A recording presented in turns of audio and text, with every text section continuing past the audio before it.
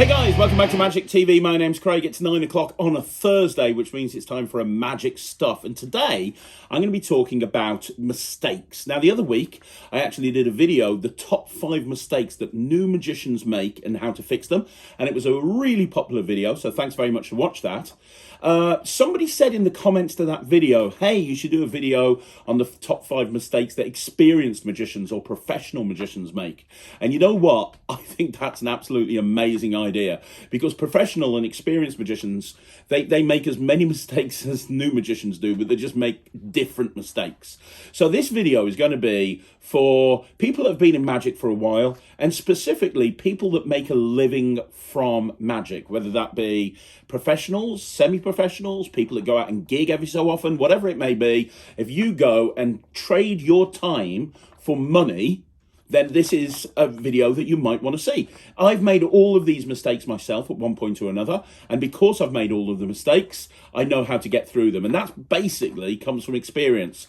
You know, at the end of the day, experience is what you win when you lose, right? Okay, you make a mistake, that's absolutely fine, as long as you fall forwards, as long as you learn from that mistake. I've met a lot of magicians that make mistakes and then they repeat the same mistakes over and over and over again, and it's kind of like the definition of insanity is they're doing the same thing over and over again and expecting different results. Well, you know when I'm taking a video seriously when I have notes, and I have notes here.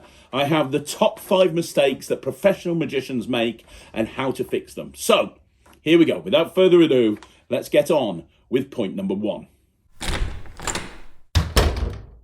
Okay, so point number 1, the first mistake that professional magicians make is going through the motions. And I see this so much. I'm in a position where I go and do quite a lot of gigs with other magicians, and I'll work on multi-magician jobs. And I work with a lot of magicians who I've only maybe gigged with once or twice, and I work with other magicians that I've gigged with an awful lot.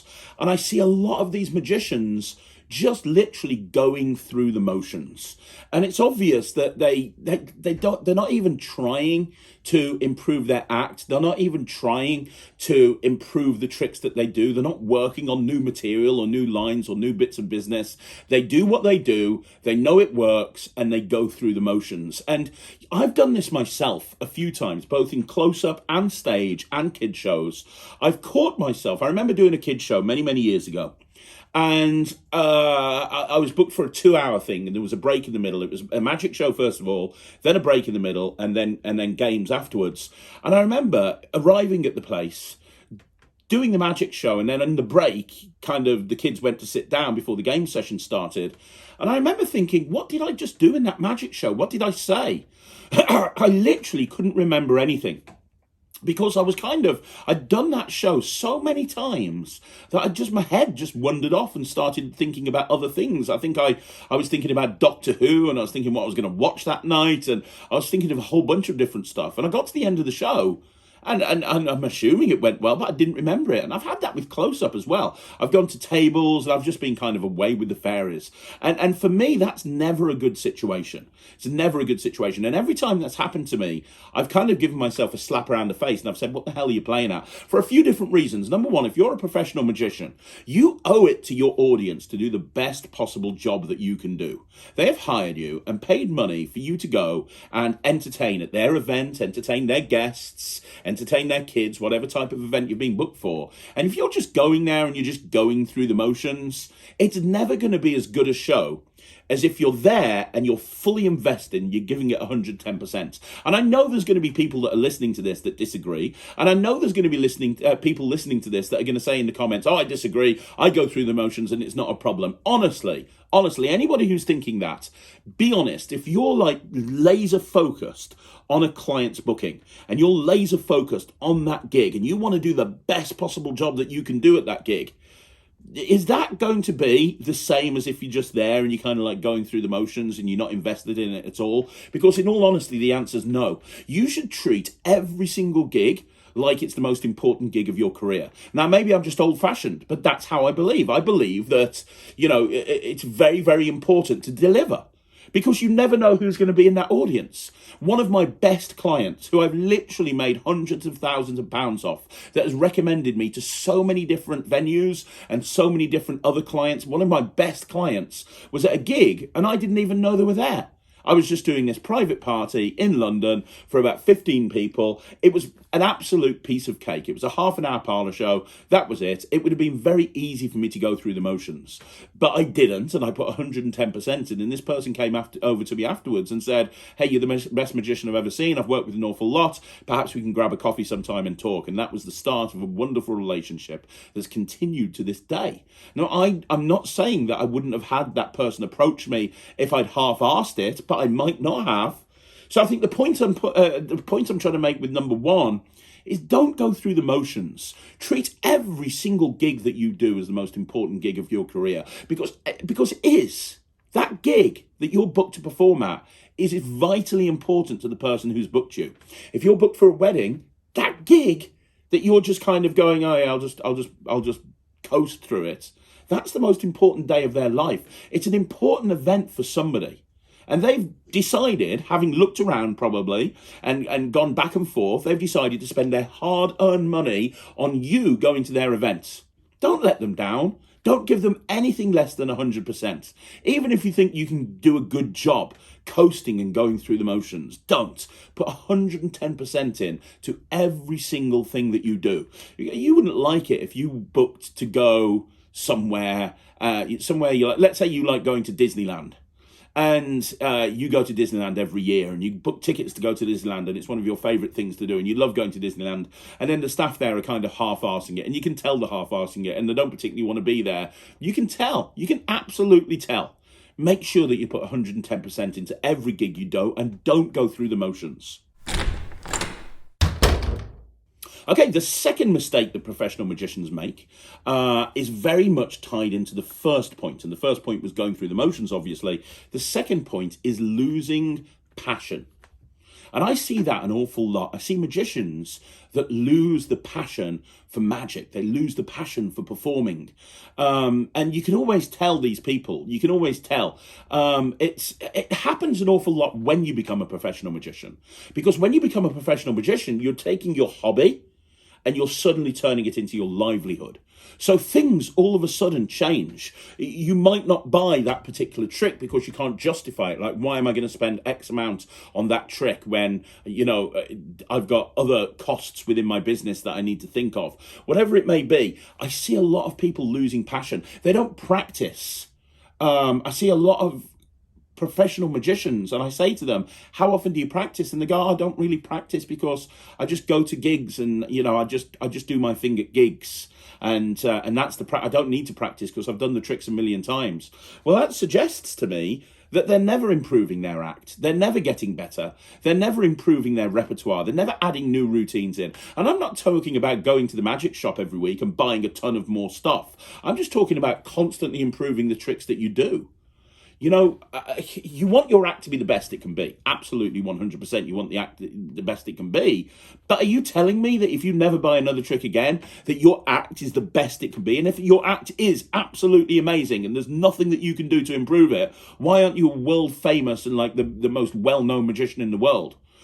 We can always improve. We can always get better. We can always make sure that our act is improving. But I meet these magicians that just lose the passion. They don't practice. They don't try. They don't do anything. They just go out and they just gig and they do the same thing over and over again. And you can just tell. And it's normally these people that then leave magic. I had a friend, I've spoken to him about him on the chat, my business partner, Russell Leeds. Who was a phenomenal magician, right? An absolutely incredible magician, really was.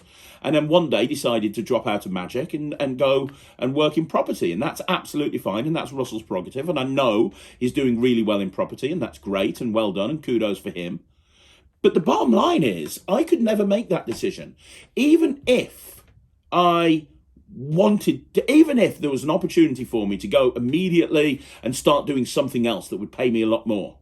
Even if I could immediately go into another position and be paid 20 times more than I'm being paid at the moment, I wouldn't do it because I love magic. I eat, sleep, breathe, drink magic. When I wake up in the morning, I'm thinking about magic. When I go to bed at night, I'm thinking about magic. I'm constantly practicing. I'm constantly coming up with new ideas and new routines. You ask me how I can do 26 videos a week on this channel. The reason I can do 26 videos a week on this channel is because I love magic. Trust me, if you're not passionate about something, you can't produce the sort of content or the amount of content that I do.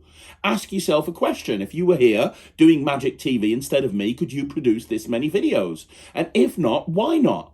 If you're a professional magician, why not? And don't turn around to me and say, oh, it's because I'm too busy performing, because not many people perform as much as me. So why? Why is it? I really think that passion is so important. I could win the lottery and it wouldn't change what I'm doing. I love magic. I love performing. I love creating new magic. I love learning new magic. I love everything about magic. And I think that passion is important. You've got to be passionate about what you do. Because if people buy into that, if they can't tell on the phone that you love what you do, how are they going to buy into you? You've got to be passionate. You know, I've rung magicians in the past. For various different reasons. Maybe I need a gig covering or something. And I've rung them and they don't know. I'm ringing on the office phones. So I'm ringing off a withheld number or off an office number or something like that. And I'll ring them up and they don't know it's me. And I'll ring up and I'll go, hello. And they're like, all right, I can help you. And I hear that so many times. All right.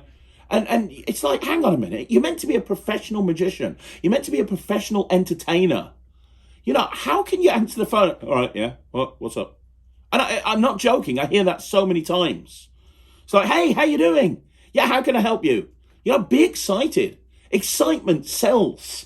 And I'm not going to make this a business thing. I'm not going to talk about marketing or sales or techniques or stuff like that. That's not what this is about. What it's about is being passionate. You know, the amount of people that book me, and the reason they book me is because they say to me, having spoken to you on the phone, you just sound super excited about what you do. And that's the sort of person that I want at my event. Get passionate about what you do. Learn to love it. Okay, point number 3. The third mistake that professional magicians make. I know this is going to split my audience. There's going to be people that massively agree with me and there's going to be people that massively disagree with me. And I know my friend Steve Della is going to be massively disagreeing with me. And it's sticking to the same 5 or 6 tricks over and over again. And I'm talking mainly about close-up magicians, but it applies to stage magicians as well. Doing the same 5 or 6 tricks over and over again and not deviating from those tricks at all. And there's a few reasons. I mean, I go massively in the other direction because I have a huge repertoire. I'm constantly working on new material. I'm constantly performing new material to work it in, because if I'm producing something and I'm releasing something to the magic community, I'm only going to be releasing it if it's absolutely amazing and worked in the real world for quite a long time. So I'm constantly, and obviously I'm reviewing stuff and I'm doing stuff on the review show Revisited. So I'm constantly performing new stuff out in the real world as well.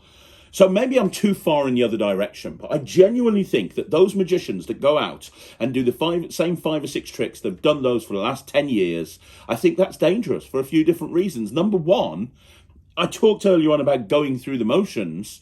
It becomes a lot easier to go through the motions if you're just doing the same stuff that you've done 10 years ago. You haven't changed your act at all. That's easy. Then that's an easy trap to fall into, because you've done these tricks so many times. And you hear magicians do the same stock jokes, and you hear those magicians do the same stock delivery lines that they've done for the last 5 or 6 years, and they're almost on autopilot because they're doing the same tricks that they've done forever. But the other problem is, you know, it means that you're not relevant. There's new tricks that are coming out all of the time. New tricks that are coming out all of the time. You know, at the moment, I'm doing a lot of tech-based magic. I'm doing a lot of stuff with phones. I've been booked to go out and do tech conferences because I do a lot of stuff with phones. If you're not adding anything new to your repertoire, and using apps is one example, but there's a million examples. If you're not adding anything new to your repertoire, you're missing out on a whole bunch of stuff that might potentially make your act better. And here's the thing. It's never about the trick. It's always about the magician. It's always about the performer. And I'm always a big advocate of improving your delivery skills, improving your performance skills, improving all of that. That's very, very important. However, I do think as a magician, it's really important to add new tricks, because I have repeat clients. Like, what I do is when I go out and perform, especially on a stage show, I'll write down what I've done. So when they ring and book again, I can make sure I take a completely different set of stuff. And I actually have clients turn around to me and say, hey, can you do a different show? Yeah, absolutely, not a problem. The other thing is, I use the fact that I've got a big repertoire as a selling point. And the reason that came about is because I was hearing people on the phone over and over again saying to me, You don't do the same 6 tricks all the time, do you? You don't do the same 5 or 6. I've actually had people many, many times ring me up that are inquiring and going, we saw a magician who was very good, but he did the same thing to everybody. We're looking for somebody who's got a bit of a variety about them.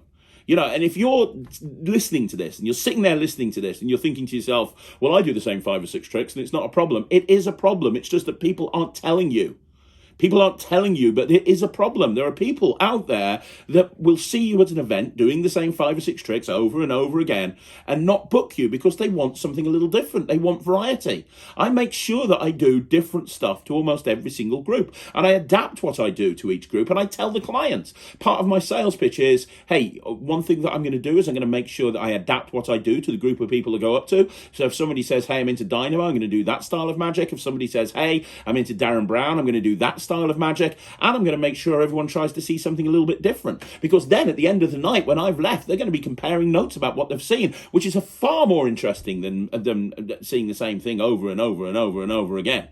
So, you know, it's going to help you get more bookings, I guarantee it. But the other thing that it does is it helps rekindle your passion.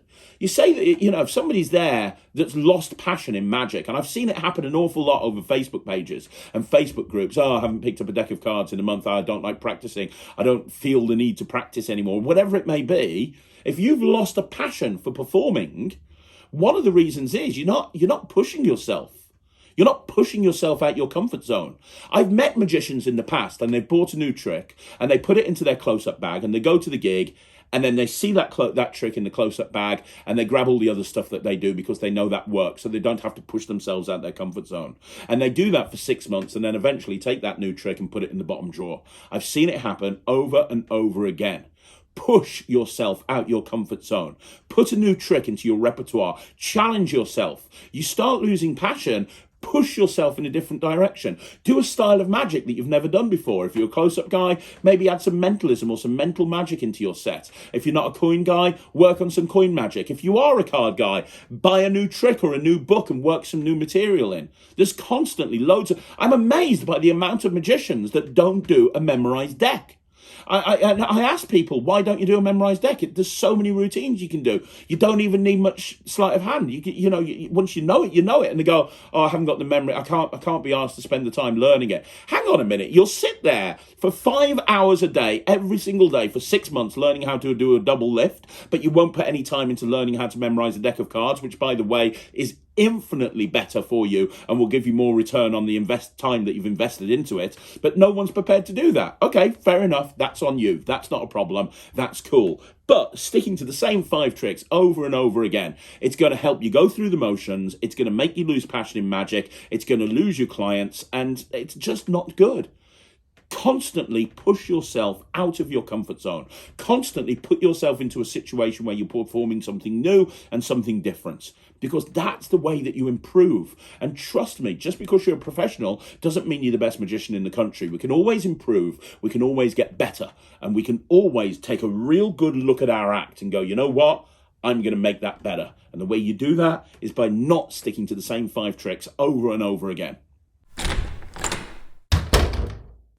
Point number 4, the 4th mistake that experienced professional magicians make is not treating magic as a business. And this is the biggest mistake. And I'm not going to turn this into a business lesson. I'm not going to turn this into a marketing lesson. But the bottom line is you have to treat magic as a business. If you have decided to become a professional or a semi-professional magician, that means that you are now running a business. If you are self-employed, you are running a business. Your business might not have staff. It might not have an office, but you are running a business. And when you run a business, you have to treat it like a business. Here's a scary statistic for you.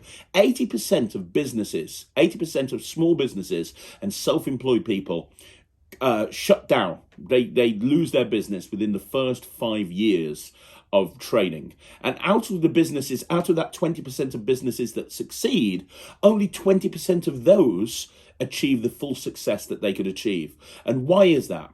Well, the reason is a lot of the time, magicians don't treat their magic business as a business. They don't think about income, expenditure. They don't think about balance sheets, customer service, sales technique, marketing, SEO. They don't do any of that. They just look at it as, right, okay, I'm a magician now. I need to just go out and do magic. And they worry. The amount of magicians I speak to that have got no work. I've got no work. I get 1 gig a month. I'm really struggling for work. And that's because you're not treating your business like a business. Unless you are lucky enough to find a manager or find an entertainment agency that will literally throw work at you and you don't need to worry about it. Unless you're lucky enough to be in that situation, then you need to get out there and go out and get gigs and learn about marketing. All of this stuff is very important. You know, I tell this story, I think I told it about a year ago on the channel. I'll tell you one more time very, very quickly.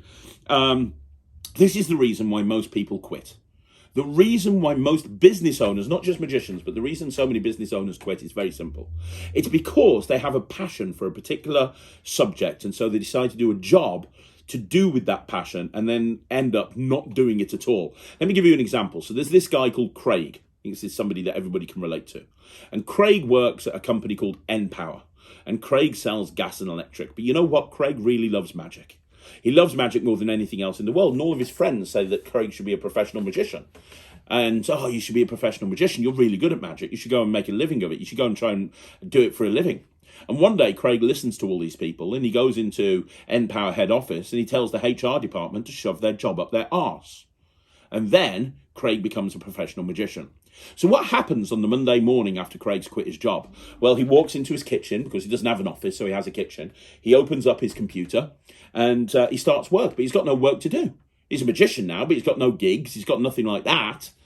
All he can do is practice magic.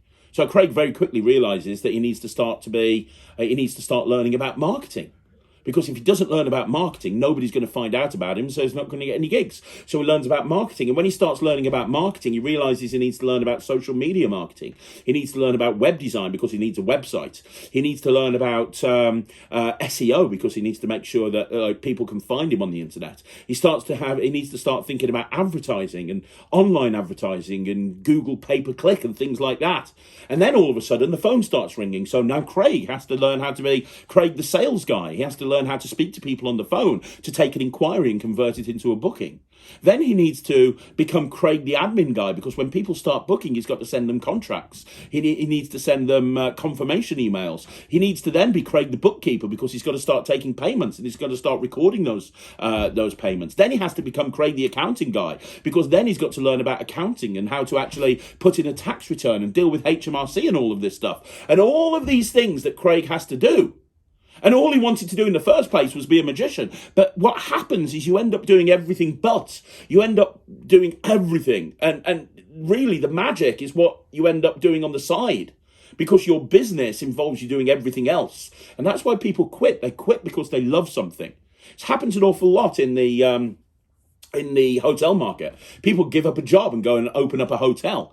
Or a little B&B, and then it shuts down a few years later because they don't know how to get people to stay at the B&B or the hotel or whatever it may be. Well, it's the same with magic. People don't, you end up not doing any magic because you're too busy running your business, and that's why most people quit. And the simple solution to that is start to love the business side of things. I love being in the office. I love the business side of things. I love the business side of things as much as I do magic. As many magic books as I've got, I've also got that many marketing books. So you have to learn to love the business side of things and you have to learn to treat it like a business. What you can't do is half-arse it. Because that's what I used to do back in the day. When I first became a magician, I half-arsed it as a business. And I didn't have to worry too much because I had my wife, Sarah, who was a deputy head of a school. And she went out and, had a really good income and she basically kept me. So I didn't have to do many great gigs because, I was living off her wage. But when she decided to quit when we had Ryland, I needed to butt my ideas up. And that's when I actually started to take magic seriously and I started to take my business seriously. If you are a professional magician, if you're a semi-professional magician, if you are somebody who does magic in return for money, you need to start taking your business seriously. Very important. And then the fifth mistake that magicians make, and this is the big one, this is the one that I've seen so many professional magicians make. And nobody ever talks about this, but it is so vitally important. The fifth mistake that magicians make is not having an exit strategy. Now, what do I mean about not having an exit strategy? Well, let me be honest. How many of you, and be honest with yourself here, you don't have to put in the comments if you don't want to, but how many of you have seen that magician or that kids entertainer that used to be a big deal? They show you at the Magic Club pictures of them performing like 30 years ago on big stages. And now they're like 60, 70 years old, maybe older, and they're going out and doing kids' parties, but they're really past it because they're kind of, like dodgery or whatever it may be. And I'm not saying all 60 and 70-year-olds are like this, but you do see a lot of people like that are just like past the prime. You can tell that they're not really... they're at an age where they can't really do what they did before, and yet they're still doing it because they don't have any other option, because they have nothing else. They didn't save when they were a magician. They didn't put money aside. They didn't make investments. They didn't do anything. And so now they're living off a state pension and still doing gigs because they haven't got money to make ends meet. You have to, 100% have to have an exit strategy.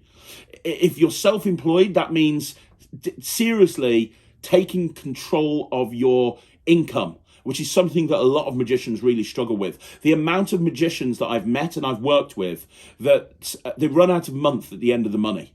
Because what happens is they do cash in hand gigs. And so they go to a gig and they get a couple of £100 or 300 or 400 quid, they put it in the pocket. Well, you know as well as me, when money's in your pocket, it's very easy to burn a hole in your pocket. You go to the shops and you go, I want that. Yeah, that's £5. Oh yeah, I'll take this 20, take this 20, take this 20. And before you know it, you've got no money. I had a friend who many years ago now, like probably about 10 or 12 years ago, I had a friend who was a professional magician, very in demand as a magician. He's not even in the UK now, has emigrated.